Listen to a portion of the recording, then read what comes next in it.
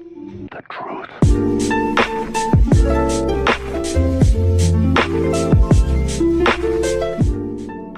Yo les potos, c'est Zen, j'espère que vous allez bien. Au cours du temps, YouTube a connu plusieurs coups durs. Démonétisation massive, le Content ID et l'algorithme toujours plus efficace mais ravageur puisque trop de performance tue la performance, bref. La plupart du temps, ça ne venait pas de YouTube directement, mais plutôt des lois, parce que les lois s'appliquent aussi sur internet. YouTube est présent partout dans le monde, il est donc très compliqué d'adapter le site aux différentes lois de différents pays, mais a toujours fait au mieux pour avoir toujours au moins un pied dans la légalité. C'est en fait l'objectif du Content ID qu'on appelle plus familièrement le bot, et qui s'apprête à devenir complètement obsolète en Europe. Aujourd'hui, il permet d'identifier tous les contenus copyrightés présents sur la plateforme et de détecter les vidéos qui justement utilisent ces données sans en avoir le droit. Ça peut être des musiques, des films, des trailers, des extraits d'émissions TV, des gameplays de jeux vidéo ou même tout simplement des vidéos de youtubeurs. Le bot détecte donc ce type de contenu, qu'il soit tourné sous forme de parodie, de critique ou même qu'il soit mis en ligne tel quel, et envoie une notification au propriétaire des droits, lequel a le choix entre ignorer la correspondance, rediriger la monétisation à son avantage ou tout simplement faire supprimer la vidéo tout en strikant la chaîne concernée. Et c'est d'ailleurs devenu d'autant plus facile récemment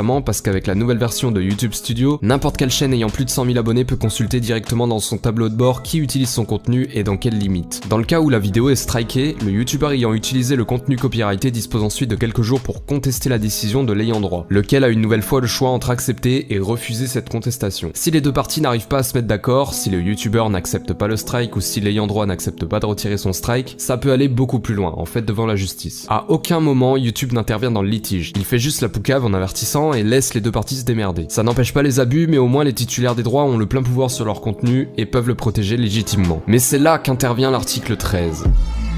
L'article 13, il concerne pas que YouTube et les youtubeurs. En fait, il s'applique sur l'entièreté d'internet dans l'Union Européenne. Il est en pourparlers depuis maintenant plus de 2 ans et une première version de cette loi a été votée en juillet, pour être remaniée en septembre et pour que la version finale soit définitivement votée en janvier prochain par les députés européens. Elle a pour but à la base de protéger les créateurs, de faire respecter au pied et à la lettre les droits d'auteur. C'est-à-dire qu'elle a pour but de forcer les gens à utiliser leur propre contenu pour pousser à la création. En soi, c'est une bonne chose, mais c'est une mesure extrême. Extrême puisque l'article 13 veut que toute plateforme sur internet soit tenue à 100% responsable de ce qui sera posté par ses utilisateurs, et ce sans préavis. Ça concerne par exemple les gifs, les mèmes, les images postées sur Facebook, Twitter ou Instagram, les photos de profil des utilisateurs, les citations, extraits ou photos utilisées sur Wikipédia et bien d'autres choses. Cette loi veut que les plateformes aient le plein contrôle sur tout ça, et vous vous doutez bien, c'est absolument impossible pour la plateforme YouTube, parce que sur YouTube on upload plus de 400 heures de vidéos chaque minute. YouTube n'a ni la technologie ni les ressources humaines pour contrôler 9600 heures de vidéos par jour. Ils ont donc posté sur leur compte Twitter 6 vérités ignorées sur l'article 13. Je vous les résume. L'article nuit involontairement aux créateurs, parce qu'il oblige les plateformes comme YouTube à bloquer littéralement la plupart des mises en ligne. Ils disent aussi qu'ils reversent déjà près de 800 millions d'euros chaque année aux ayants droit de l'Union Européenne. Si l'article passe, cette somme serait démultipliée et obligerait donc YouTube à fermer sa plateforme en Europe. En soi, YouTube n'est pas contre cette loi, mais veut qu'elle soit revisitée pour que la responsabilité des droits d'auteur soit celle des ayants droit. Dans ce cas, rien ne changerait pour YouTube puisqu'il applique déjà cette règle grâce au Content ID. En clair, si l'article n'est pas remanié, les conséquences seraient désastreuses. Pour nous français, on nous annonce que plus de 4 millions de chaînes seront bloquées. Presque plus aucun youtubeur ne pourrait se plier à cette règle et des milliards de vidéos, anciennes comme nouvelles, seraient supprimées. En clair, en France, il ne resterait que Vevo et les chaînes TV qui sont déjà protégées par leurs propres droits d'auteur. Et aussi les chaînes qui produisent des trailers, enfin bref. En clair, il ne restera que les grandes entreprises et YouTube ne deviendra plus qu'un outil commercial pour promouvoir des produits et des services. Nous, Européens, on n'aura plus accès au contenu mis en ligne en dehors de l'Europe.